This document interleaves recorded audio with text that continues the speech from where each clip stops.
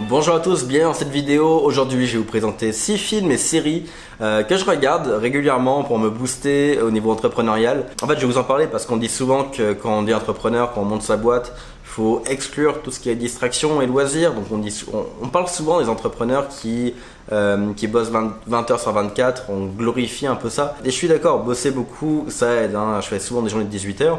Simplement, personnellement, j'ai jamais réussi à décrocher complètement du ciné et de Netflix. J'adore les séries et j'adore aller au ciné. Mais tant qu'à faire, j'essaye de choisir du contenu, des fois, qui peut me booster un peu. Et il y a même des fois, au bureau, où je me prends une demi-heure, une heure, pour regarder une série qui va me booster parce que j'ai quelque chose à faire ou parce que je suis dans un mood où j'ai besoin de me remotiver. Donc aujourd'hui, je vous partage mes 6 films et séries que je regarde le plus souvent. C'est pas des grands classiques entrepreneuriaux comme des biographies sur Steve Jobs sur Facebook, donc de social network, ou le fondateur de McDonald's, etc. C'est pas des trucs comme ça. Je lis des livres et je regarde des films sur ce genre d'histoire, donc comment eux ont fait pour monter des très grosses boîtes. Mais là, je vous parle vraiment de divertissements qui ont aussi un intérêt pour un entrepreneur. Aussi, petit disclaimer, il y aura du blanchiment d'argent, du délit d'initié, de la corruption, bref, il y a tout ça, évidemment, c'est des romances, c'est des divertissements, il y a de la violence et tout. C'est pas de ça dont je veux qu'on parle aujourd'hui, c'est plutôt qu'est-ce qu'on peut aller chercher derrière tout ça pour se motiver. Et on va commencer, vous allez comprendre, avec le premier qui est peut-être le plus connu des 6, c'est le Loup de Wall Street. Le Loup de Wall Street, donc vous connaissez peut-être, vous l'avez peut-être probablement vu, hein, il a bien marché ce film-là. C'est avec Leonardo DiCaprio qui joue Jordan Belfort, un gars qui atteint un sommet au niveau trading, donc qui fait des dizaines de millions en quelques années, en escroquant des gens. Concrètement, c'est ça en fait. Il arrive à convaincre des gens d'acheter des actions bidons et lui, il se fait une énorme commission là-dessus. Pour résumer, c'est ça. Ce que je veux qu'on retienne de ce film-là, c'est vraiment au niveau de la vente. Ce film me fout une patate au niveau de la vente, c'est dingue. C'est-à-dire que le téléphone, c'est un truc que je déteste. Même quand c'est des prospects déjà chauds, j'ai du mal avec le téléphone.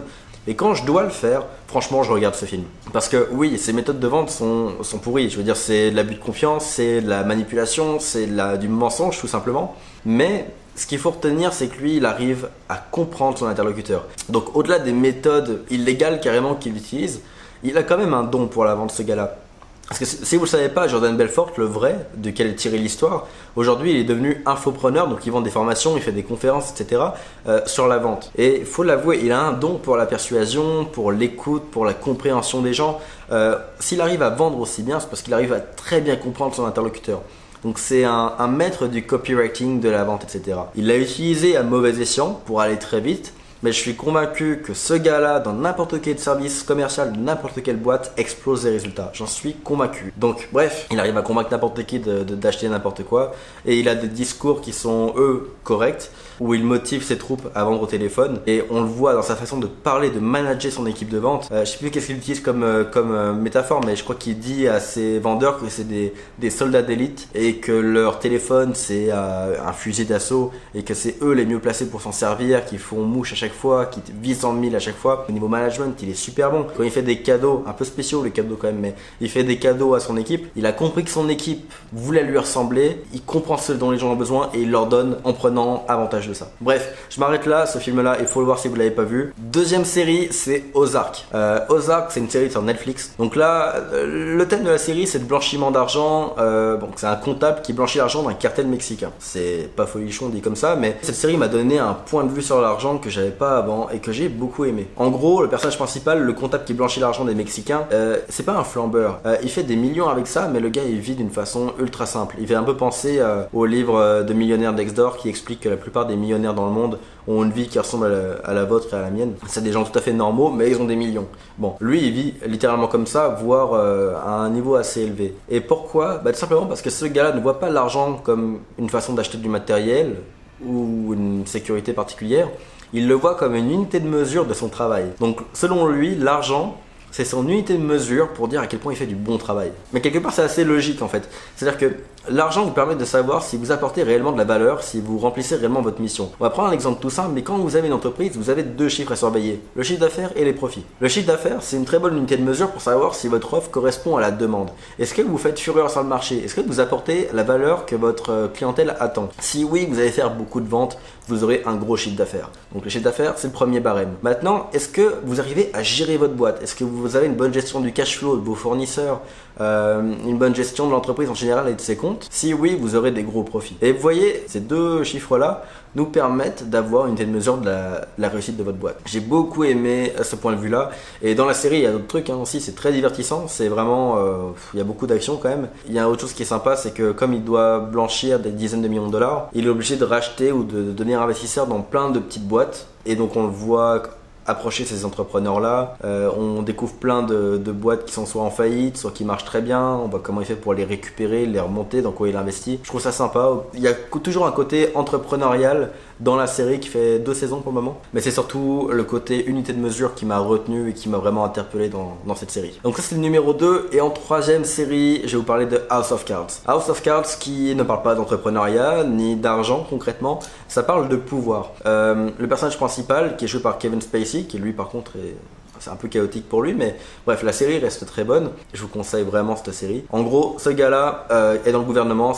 Il voulait être secrétaire d'État et puis il se fait refuser sa promotion en dernière minute. Et il décide de se venger du gouvernement et notamment du président. Il passe des nuits blanches à réfléchir à des stratégies. Comment faire pour atteindre tel objectif? Comment faire pour écarter telle personne? Comment faire pour... Vous voyez, c'est que de la stratégie tout le temps. Il a un lifestyle qui correspond beaucoup à celui d'un entrepreneur. Il fait des nuits blanches. Il parle que de stratégie, il fait que des brainstorms avec son équipe et avec sa famille aussi, donc ça joue aussi sur l'équilibre perso-pro qui est important dans la vie entrepreneuriale. Lui il a un peu le même problème finalement. On voit vraiment, je trouve que son lifestyle est classe et ressemble à celui d'un entrepreneur. Il a des stratégies assez alambiquées, mais sa détermination et son énergie fait qu'il y arrive toujours. Il a des dossiers sur tout le monde et il s'en sert soit pour intimider évidemment, mais aussi pour aller chercher pour négocier.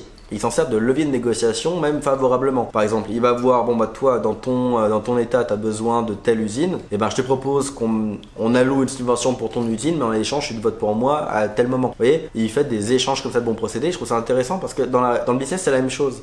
Moi, très souvent, j'ai rencontré mes concurrents. On va manger ensemble, tout simplement.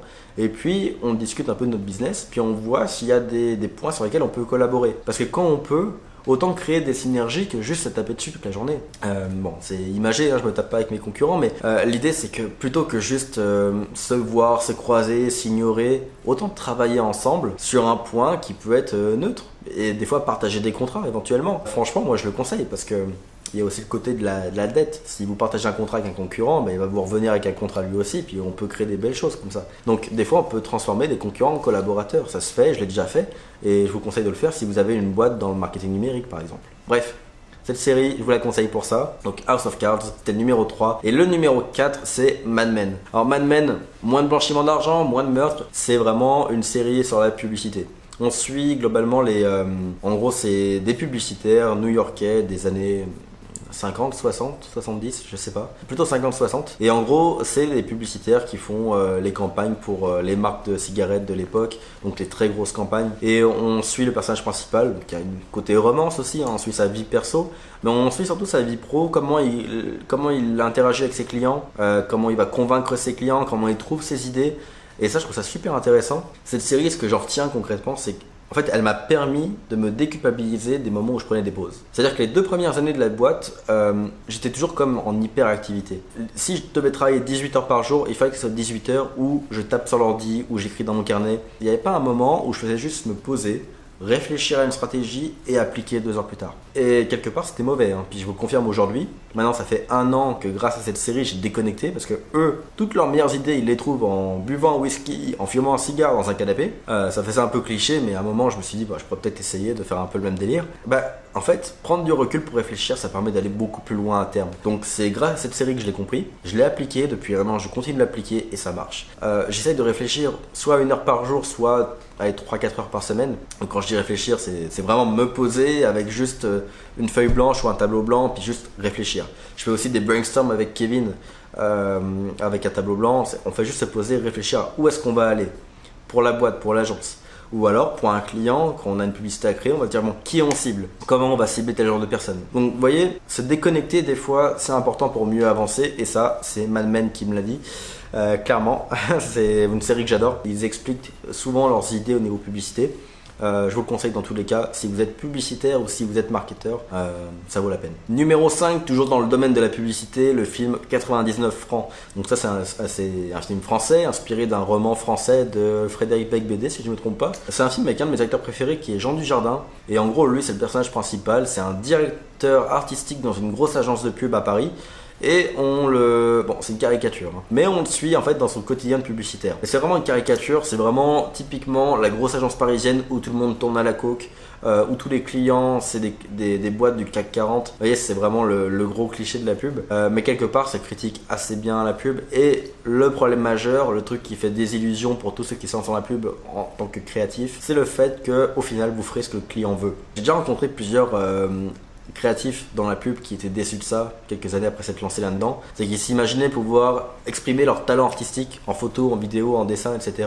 à travers des publicités. Le problème, c'est que quand on arrive dans ce monde-là, on se rend compte qu'on peut avoir des idées, on peut donner des conseils à nos clients, mais c'est le client qui décide. Et si le client est frileux, eh ben on fera exactement ce que le client veut au final. C'est lui qui paye. Donc on fera ce que le client veut. Et c'est exactement ce qui se passe dans le film. C'est très bien pour découvrir le monde de la pub, même si c'est une caricature, on voit des vraies réalités dedans.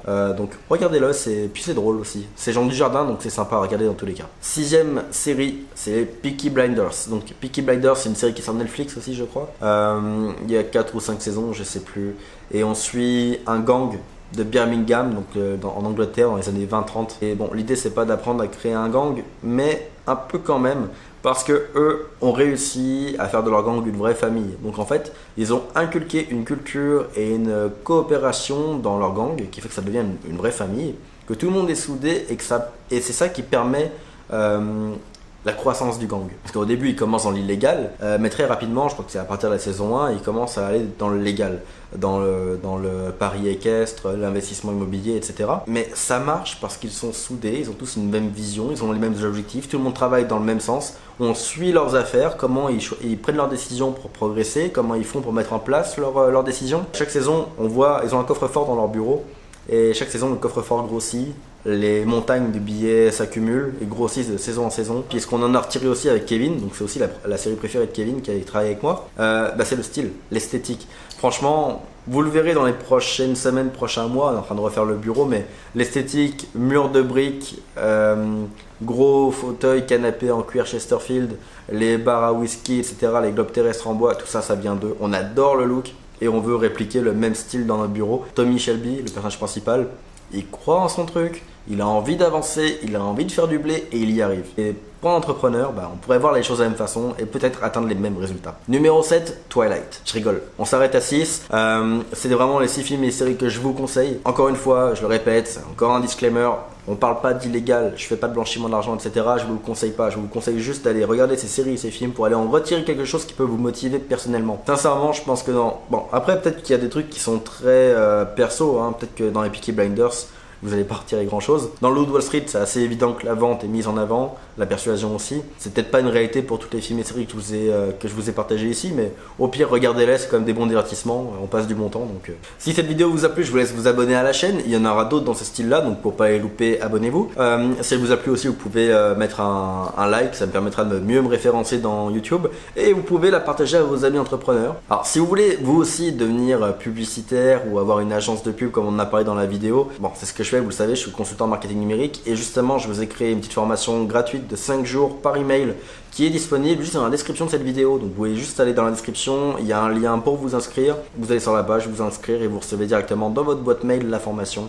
C'est sur 5 jours, donc 5 emails, un par jour. Je vous donne tous mes conseils pour monter votre boîte de consulting en marketing numérique. Donc sur ce, je vous dis à très bientôt pour une prochaine vidéo.